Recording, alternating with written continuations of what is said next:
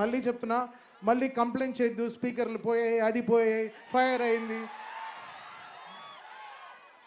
ఇప్పుడు ఒక ఆలి గారి ఇంటర్వ్యూలో చెప్పాను, మీరు దేవుడికి అర్చన చేసినప్పుడు కొడతాం, తాళాలు కొడతాం, డ్రమ్ములు వేస్తాము, స్విచ్లు ఆన్ చేస్తాం, మొత్తం డ్రమ్ములు వస్తాయి, మైకులు ఇలా ఆఫ్ అయిపోతుంటాయి, అన్నీ జరుగుతాయి. ఏం చేస్తాం మనం? ఆరతి ఇచ్చినప్పుడు అలానే ఉంటుంది. సేమ్ ఈ సినిమా కూడా అంతే. హై ఇచ్చినప్పుడు ఇంకా కొట్టకుండా ఇలా చేతులు కట్టు కూర్చుంటాను. సో ఎవరు కంప్లైంట్ చేయొద్దు. ముందరే అందరు థియేటర్స్ మీరు ముందరే మీ స్పీకర్లు సర్వీస్ చేసి పెట్టుకోండి.